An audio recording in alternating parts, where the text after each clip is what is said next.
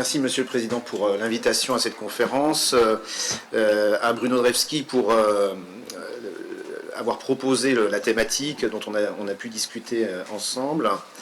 Tâche difficile que la mienne de présenter la vision russe de la Pologne notamment, raison pour laquelle sans doute mon titre est un peu plus large. J'ai parlé des élites russes vis-à-vis de l'Europe centrale. Ça permet un petit peu d'éviter une vision trop frontale de la chose, même si je reviendrai sur la Pologne en particulier. Alors avant d'arriver au contexte de la guerre d'Ukraine, qui va être le cœur du propos, je souhaiterais rappeler quelques éléments de l'évolution de la vision russe de cette région dans la période post-soviétique.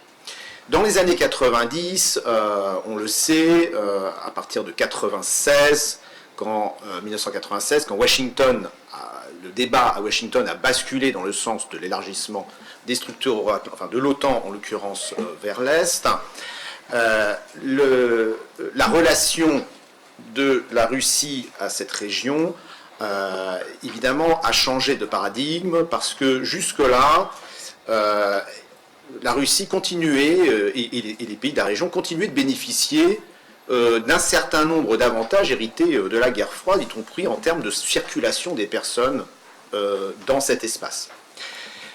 Donc, du point de vue russe, l'élargissement des structures atlantiques, il a des conséquences pratiques. Du point de vue humain, ça veut dire que la sphère dans laquelle la circulation relativement libre des personnes se réduit progressivement. Et du point de vue sécuritaire, l'élargissement d'une alliance qui a été construite contre l'URSS et qui potentiellement, encore à l'époque, même si les élites atlantiques ne le présentaient pas comme ça, a été construite pour réfréner de potentielles velléités néo-impériales de la Russie. Alors quand Vladimir Poutine arrive au pouvoir, en réalité, cet élargissement, il est déjà réalisé en 1999 dans le cas de la Pologne, de la République tchèque et de la Hongrie, et il est déjà acté pour le reste de l'Europe centrale. Et le nouveau président russe sait qu'il n'a pas les moyens de s'opposer à ces décisions qui sont déjà actées. Raison sans doute pour laquelle, dans les premières années de son pouvoir, et notamment à partir de 2001, profitant des attentats du 11 septembre et du contexte de la guerre contre le terrorisme, il mène une politique relativement pragmatique, visant finalement à un modus vivendi avec ces pays nouvellement intégrés dans l'Union européenne et dans l'OTAN, et une coopération avec cette dernière, dont je vais donner un exemple, mais un exemple très emblématique du chemin parcouru entre cette période, plutôt négatif évidemment, une pente négative, et la situation actuelle. Dans le cadre de la guerre contre le terrorisme, la Russie a ouvert son territoire pendant plusieurs années au transit de matériel des troupes de l'OTAN basées en Afghanistan.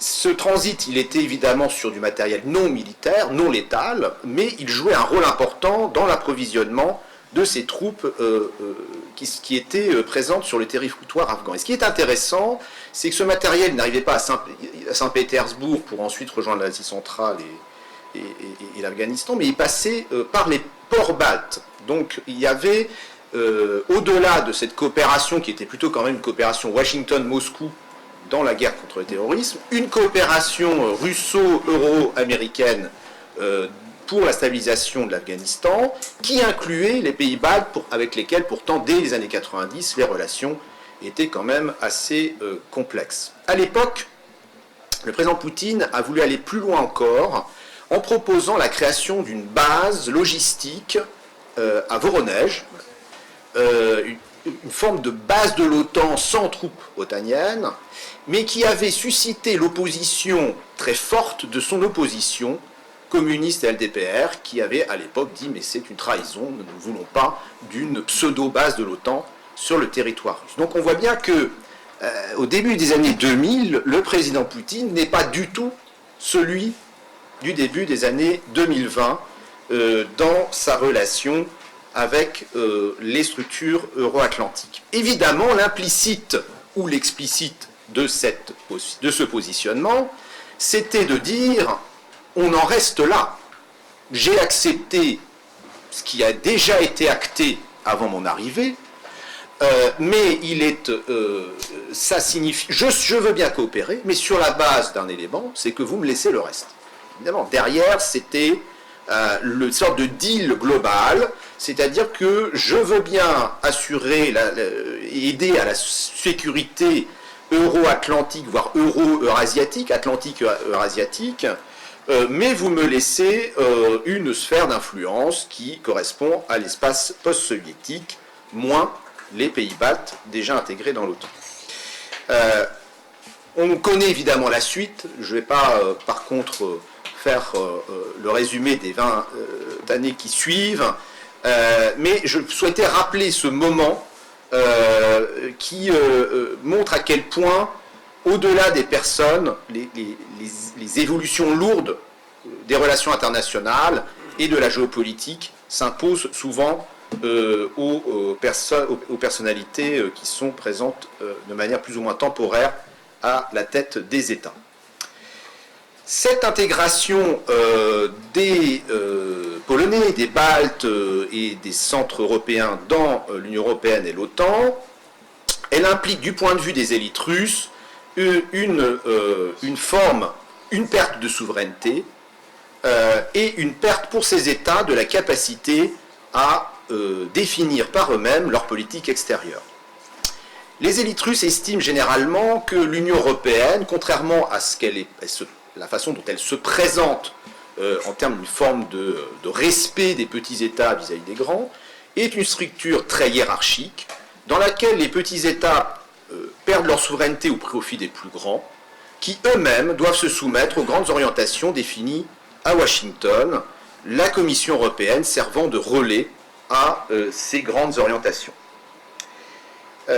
Néanmoins, au-delà de cette vision très hiérarchique, avec une forme de projection russe sur la façon de projection de la vision du monde russe sur le fonctionnement supposé de l'Union européenne, un traitement particulier est réservé aux États de la région, notamment dans les années 2000.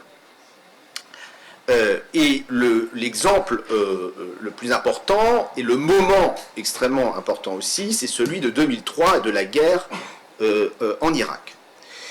On se souvient qu'à l'époque, il y avait une espèce d'alignement très particulier, puisque c'était un alignement Paris-Berlin-Moscou, pour s'opposer à la guerre qui est déclenchée par les États-Unis vis-à-vis de l'Irak.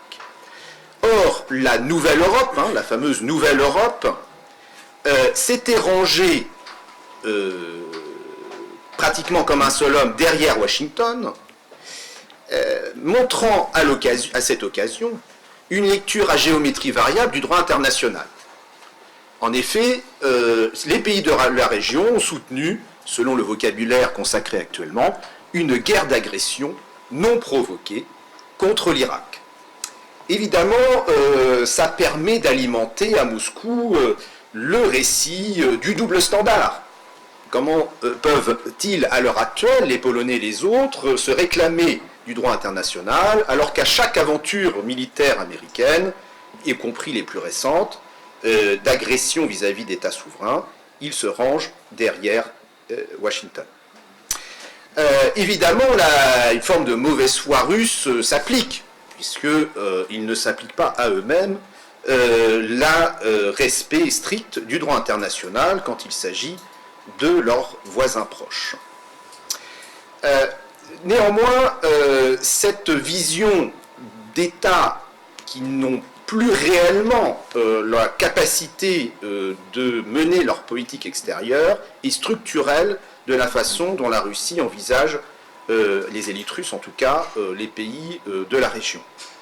À cet égard, l'arrivée au pouvoir de forces favorables au dialogue avec la Russie dans un certain nombre de pays d'Europe centrale et balkanique. Donc, on peut citer notamment Fico, qui est celui qui va le plus loin, puisqu'il est quand même l'un des rares chefs d'État à se rendre le 9 mai aux commémorations de la victoire.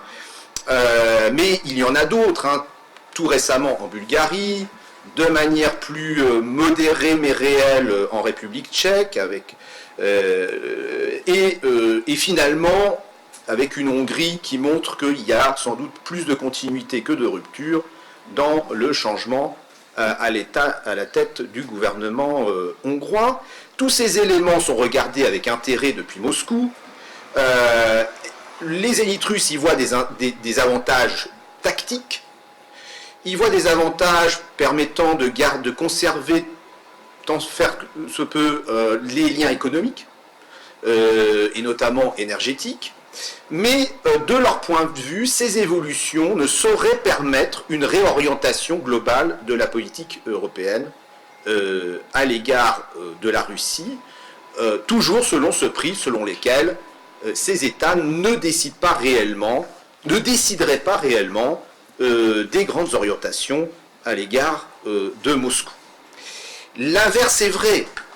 Paradoxalement, on a pourtant des exemples assez concrets de décisions, ou en tout cas du fait que la Pologne, les Baltes ont pu peser pour empêcher des formes de dialogue avec la Russie qui étaient vues comme contre-productives. L'exemple le plus parlant, c'est en juin 2021. En juin 2021, on est peu de temps après le sommet Poutine-Biden, et un certain nombre d'États en Europe, essentiellement la France et l'Allemagne, disent puisque les États-Unis d'Amérique, le président Biden, démocrate, se permet de rencontrer le président Poutine, pourquoi pas nous ? Et donc Macron et Merkel avaient proposé d'organiser une rencontre entre Poutine et l'Union européenne au niveau UE-Poutine, alors avec un format qui n'était pas tout à fait dessiné, mais au niveau Europe, Russie, mais avec l'invitation du président russe, ce à quoi les Baltes et la Pologne s'étaient opposés. Et ce qui est intéressant, c'est que récemment, dans la présentation de ses mémoires, Angela Merkel a assez curieusement, vu le contexte actuel, essayé de faire porter sur les Baltes et les Polonais une forme de responsabilité dans l'incapacité de l'Europe, supposée, à dialoguer avec Moscou. Néanmoins, d'une certaine façon, ce qui est intéressant, c'est que si l'ancienne dirigeante allemande semble vouloir se débarrasser un peu du problème en disant que c'est pas notre faute, c'est celle des États habituellement qui sont rétifs à dialoguer avec la Russie. Du point de vue de Moscou, là encore, et c'est paradoxalement rassurant pour les Polonais et les Baltes, les élites russes considèrent que si les élites occidentales avaient véritablement souhaité un dialogue, elles seraient passées outre les oppositions de l'Europe orientale et qu'il s'agit très largement de se cacher derrière ces dernières pour éviter d'aborder les sujets qui fâchent avec la Russie. Dans la vision russe, ces pays ne peuvent être considérés comme des sujets des relations internationales, mais essentiellement comme des objets qui subissent la volonté des grandes puissances. Cette vision réaliste, qui n'est pas totalement sans fondement, notamment avec les mécanismes de l'Union européenne qui vont remettre en cause une partie de la souveraineté des États et leur capacité à mener une politique indépendante dont on connaît les conséquences, y compris en France même. Néanmoins, a tendance à sous-estimer le rôle de ces pays dans la formation du consensus occidental et relève sans aucun doute, au moins implicitement, d'une hiérarchisation trop poussée des relations internationales qui ne leur permet pas une politique d'influence vis-à-vis des petits pays de la région. Donc en fait, on peut dire que les élites russes, une forme de vision qui reste beaucoup trop hiérarchique des relations internationales, ne parviennent pas à comprendre la capacité réelle de peser des petits États dans le cours de l'histoire de l'Europe.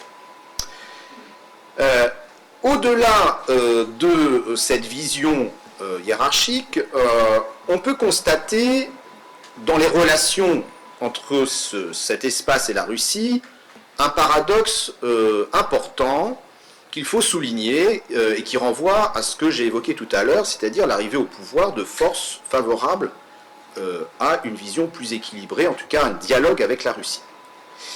En effet, ces évolutions en pleine guerre en Ukraine nous interrogent sur notre propre vision du rapport de cette Europe centrale et baltique à la Russie. En effet, on a eu un discours convenu avant et surtout après le déclenchement de la guerre en Ukraine, en disant, peu ou prou, les États d'Europe centrale qui sont issus du bloc communiste, qui ont subi toutes les avanies du communisme et de la domination soviétique, nous l'avaient bien dit. Ils étaient conscients de la menace russe. Et nous, États d'Europe occidentale, nous sommes coupables d'avoir souhaité un dialogue avec la Russie. Il aurait fallu mieux les écouter, parce que ce bloc-là, il est beaucoup plus réceptif au danger de l'impérialisme russe. Or, qu'est-ce qu'on constate après 5 ans de guerre ? Bien, on constate que la situation est loin de refléter cette vision manichéenne, puisque l'Allemagne, la France et la Grande-Bretagne actuelles ont des positions beaucoup plus dures vis-à-vis de la Russie que la Slovaquie, la Bulgarie, voire la Hongrie contemporaine. C'est-à-dire que l'idée qui a été véhiculée d'une Europe centrale qui serait forcément rétive à un dialogue avec la Russie du fait de l'héritage communiste ne se vérifie pas dans la réalité des évolutions politiques en tout cas qui sont contemporaines de la guerre d'Ukraine. Alors, j'en viens au-delà de cette vision générale des élites russes vis-à-vis de cette région, à 2 éléments principaux. Les éléments qu'on peut retirer des déclarations de Vladimir Poutine concernant la guerre d'Ukraine dans son rapport avec les États voisins d'Europe centrale et notamment de la Pologne. Alors il y a un élément qui est revenu depuis le début de la guerre dans les prises de parole de Vladimir Poutine de manière insistante, même si ces derniers temps il a un petit peu mis ça de côté semble-t-il, c'est l'idée que soi-disant les dirigeants polonais notamment, mais peut-être les autres, auraient en tête un partage de l'Ukraine. Donc Vladimir Poutine, évidemment, réactive l'idée du partage. Alors, c'est assez étonnant parce que, évidemment, l'idée du partage, elle renvoie à l'idée du partage de la Pologne, et on peut se dire qu'a priori, les Polonais vont être assez peu sensibles à ce type de configuration géopolitique dont ils ont été les premières victimes. Et pourtant, le président russe a, de nombreuses reprises, estimé que les élites polonaises ne rêvaient que d'une chose, là je cite quasiment textuellement, c'est de récupérer la région de Lviv, voire au-delà. Et donc là j'ai quelques citations à vous donner qui sont assez parlantes. Le 19 décembre 2023, Vladimir Poutine dit ceci. De nombreux habitants de l'ouest de l'Ukraine souhaitent que leur territoire soit rattaché à la Pologne, à la Roumanie ou à la Hongrie, et seule la Russie, alors là c'est quand même, vous allez voir, c'est quand même très,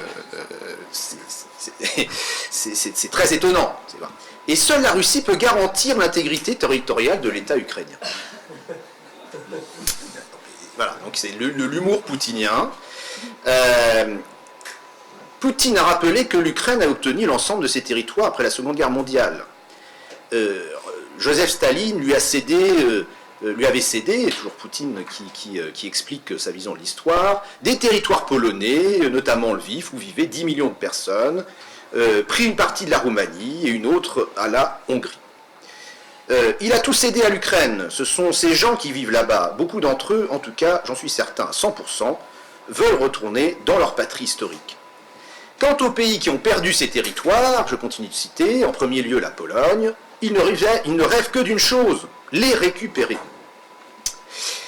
Donc on voit bien là, on voit que Poutine va plus loin, puisqu'il affirme que, soi-disant, les populations dans ces territoires, sans préciser trop lesquels, mais enfin on imagine les minorités présentes, ne rêveraient que de rejoindre les pays voisins. Cet appel du pied, parce que ça donne cette impression-là, d'une forme de partage de l'Ukraine, évidemment, n'a pas donné lieu à grande réaction autre que de rejet de la part des États voisins, même si on peut suspecter l'ancien dirigeant hongrois Orbán d'avoir eu certaines pensées dans ce sens en anticipant une évolution du conflit qui serait favorable à, sinon un détachement de la Transcarpathie, ou du moins un statut de très forte autonomie dans cette perspective. Alors ce qui est intéressant aussi, c'est que, je disais, les États voisins ont plutôt ignoré ces déclarations, mais on a quand même trace, enfin j'ai trouvé en tout cas, une déclaration d'un responsable polonais qui confirmerait que cette vision de Poutine ne date pas d'hier. Radoslav Sikorski, en 2014, en octobre 2014, donc on revient à 2014, mais enfin c'est le début de cette crise avec l'annexion de la Crimée, etc., a déclaré que Poutine aurait, dès 2008, proposé au Premier ministre de l'époque, alors qu'on dit de l'époque qu'il est encore, enfin qu'il est redevenu, Donald Tusk, soi-disant, de se partager la Pologne. L'Ukraine avec la Pologne. Alors, on voit bien que ces déclarations valent ce qu'elles valent. Les déclarations a posteriori, 6 ans après, à une époque où c'était quand même pas tellement le contexte. Mais en tout cas, on voit bien que ce thème revient de temps en temps dans à la fois les déclarations russes, mais y compris d'éventuelles déclarations polonaises. Et le président Poutine et une partie des élites russes continuent de scruter les déclarations polonaises pour tenter de confirmer cette vision implicite d'une forme d'impérialisme polonais vis-à-vis de ses voisins. Et là, je voudrais citer, donc pas plus tard qu'hier, j'ai noté que la presse russe se fait l'écho d'une déclaration du représentant du président polonais qui aurait utilisé, pour parler de l'Est de la Pologne, le terme en russe, Vastochna Malapolsha, donc de petite Pologne orientale. Évidemment, ça a aussitôt permis aux journalistes russes et aux commentateurs en Russie de dire « Regardez, nous vous l'avons bien dit, cette désignation qui renvoie à l'appartenance de territoires ukrainiens à la Pologne de l'entre-deux-guerres, puisque c'était une expression de l'entre-deux-guerres, montre le véritable visage des élites polonaises quand il s'agit de la relation à l'Ukraine.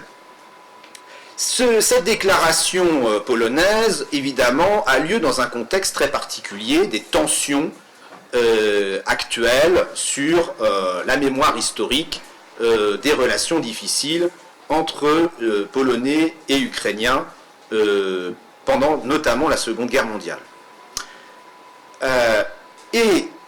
Ce moment-là est intéressant parce qu'il est scruté évidemment à Moscou, qui compte évidemment sur la montée des contradictions polono-ukrainiennes pour, sinon détacher les deux pays, du moins freiner la coopération entre les deux dans le sens d'une opposition commune à la Russie. Alors, pour comprendre de manière comment c'est vu à Moscou, au-delà des déclarations un petit peu à l'emporte-pièce du président russe, je vais m'attacher à, et ce sera la fin de mon propos, à vous donner quelques éléments sur deux articles qui ont été publiés par Timofey Bordatchev, qui est le directeur des programmes du club Valdai, donc qui est vraiment au cœur des conceptions de politique extérieure du Kremlin, qui se veut lui-même, quand on le lit, par exemple, il a écrit récemment sur les relations entre la Russie et l'espace post-soviétique, il se présente comme pragmatique. Par exemple, il va dire, écoutez, il ne faut pas non plus en faire un plat du fait que les élections soient perdues ou gagnées dans tel ou tel état de l'espace post-soviétique par les pros ou les anti-russes. Tout cela, ça va et ça vient, et il ne faut pas surréagir, laissons ces pays faire un petit peu leur vie, du moment qu'ils ne s'en prennent pas directement à nos intérêts, on n'a pas à trop surréagir, et nous sommes des voisins. Néanmoins, quand il parle de l'Europe centrale et de la Pologne, ses propos sont beaucoup moins pragmatiques. Ou en tout cas, il présente une vision tout à fait particulière des processus à l'œuvre. Alors le premier article que je voudrais citer, il est intitulé « Où mène la course aux bases américaines ?» Donc il tente une analyse de ce qu'il présente comme la volonté des élites d'Europe centrale d'attirer à tout prix des troupes américaines sur leur territoire. Et pour Bordatchev, il ne s'agit pas, contrairement à ce qu'on pourrait penser, d'une volonté de se protéger de l'impérialisme russe, pas du tout. Ce serait pour les élites politiques de ces États la possibilité de garantir sur le moyen et long terme le maintien de leur pouvoir et de leur emprise sur les sociétés en question. Je cite, les responsables, les autorités de ces pays ont lancé une offensive résolue exigeant que soit transféré sur leur territoire le maximum de ce que les États-Unis envisagent de retirer d'Allemagne. Les responsables politiques de Varsovie et de Vilnius réfléchissent-ils aux risques que cela pourrait comporter pour leur peuple? Rien ne permet de le soupçonner, mais ils y sont absolument convaincus que s'ils parviennent à mettre la main sur ne serait-ce qu'une partie de ces équipements, avant que Moscou et Washington ne définissent un nouveau modèle de coexistence en Europe, leurs successeurs auront ainsi assuré leur retraite paisible et leur maintien au pouvoir. Donc, Bordatchev, lui, tente d'évacuer l'élément. C'est assez intéressant parce qu'en fait, il semble dire s'il y a des nouvelles bases américaines d'abord dans ces États, c'est pas parce que les États-Unis veulent venir nous embêter, nous casser les pieds, c'est parce que c'est les élites locales qui en profitent pour maintenir leur pouvoir à long terme en s'appuyant sur la présence de bases militaires des États-Unis d'Amérique. Et ensuite, il concentre son analyse sur la Pologne en particulier, dans dans un article tout récent qui est intitulé, je cite, « La Pologne est tombée dans le piège de sa propre russophobie ». Alors, dans cet article, il développe certaines thèses communes au premier sur les bases américaines, mais il s'intéresse plus particulièrement à la relation russo-polonaise. Et là, on retrouve résumé très largement une vision russe très commune, en fait, au-delà de quelques éléments peut-être plus personnels, de la relation avec l'État polonais. D'une part, Bordatchev revient sur le contentieux, ou en tout cas, oui, le contentieux historique. Alors il dit ceci. Tout d'abord, la Russie, je cite, est pour la Pologne une source de crainte, la cause de complexes d'une ampleur tout à fait inimaginable et l'objet d'une jalousie incroyable. Dans un premier temps, Moscou a privé Varsovie de toute chance de devenir le leader du monde slave. Donc là, vous voyez, on revient au panslavisme, etc. Puis il a tout simplement mis fin, dans un certain temps, à l'existence même de l'État polonais. On ne peut pas le contredire sur ce point. C'est précisément cette opposition à la Russie qui a forgé l'identité polonaise moderne, ne laissant à l'élite politique aucune chance d'envisager le monde autrement que sous l'angle de la lutte contre son grand voisin de l'Est. Et là, c'est là sa thèse principale, c'est de dire, en substance, que le problème des élites polonaises ne serait pas finalement tant ce contentieux historique véritable, il reconnaît les partages, etc., mais le fait d'avoir concentré pratiquement l'essentiel de la politique extérieure polonaise sur le seul point de la lutte contre Moscou.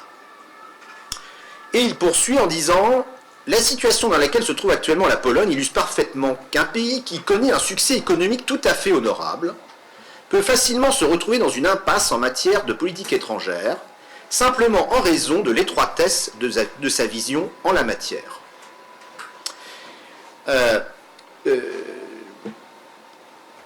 Et en fait, voilà, il dit la conscience nationale polonaise, qui n'est pourtant pas celle de la plus petite nation européenne, dans cette conscience nationale, il n'y a de place pour rien d'autre qu'une seule idée de politique étrangère, l'opposition à la Russie.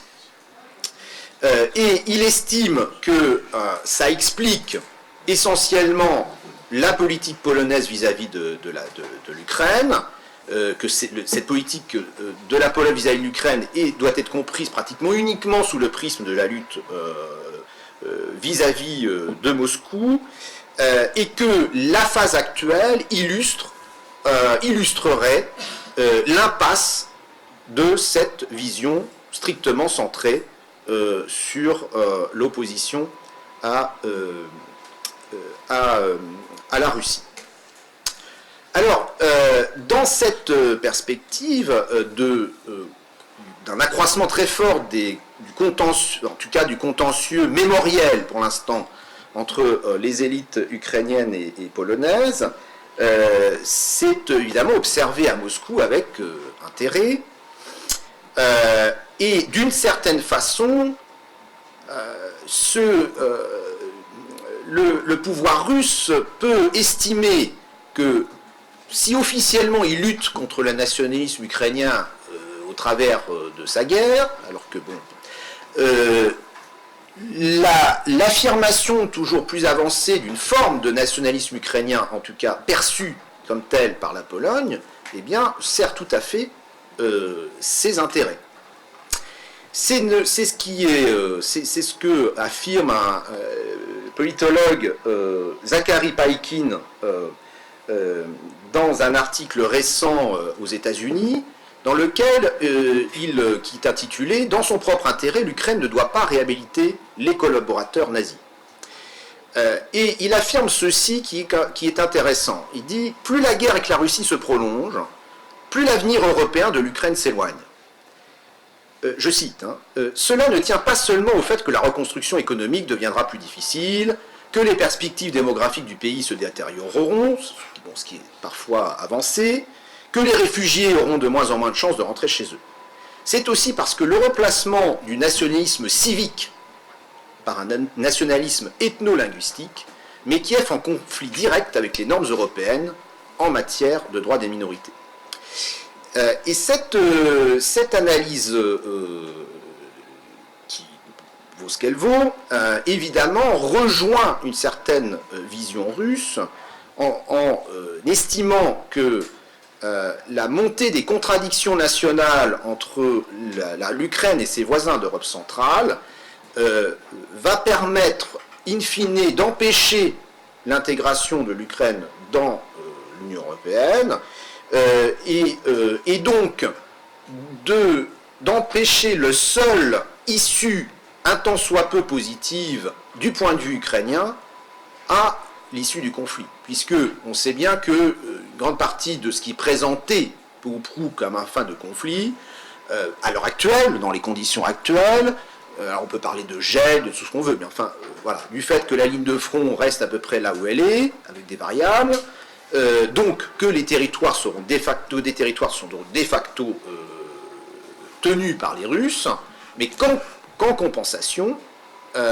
l'Ukraine rejoint la famille européenne et bénéficie de tous les avantages inhérents. Et là, on a un élément intéressant parce que qui remet en cause une grande partie du discours actuel dans les médias européens, notamment, c'est d'estimer que le temps ne joue plus en faveur de la Russie. Dans cette... alors ça peut peut-être être réel, je ne sais pas, sur le plan économique, militaire, etc., avec beaucoup de doutes sur cette question, mais d'un point de vue du durcissement des relations, en fait, entre la Pologne, la Hongrie, la Bulgarie, la Slovaquie et l'Ukraine, les processus actuels sembleraient indiquer le contraire. Et de ce point de vue, les propos, j'en finis par là, les propos qui semblent assez caricaturaux de Vladimir Poutine, sans aller jusqu'au partage de la Pologne, renvoient à une forme de vision géopolitique où, en allant d'une forme d'alliance des contraires, où finalement les nationalistes ou le mouvement, ce qui est perçu comme les nationalistes polonais, finirait par devenir des alliés de facto de l'impérialisme russe pour bloquer l'Ukraine dans son chemin vers l'Union européenne. Merci. Merci bien.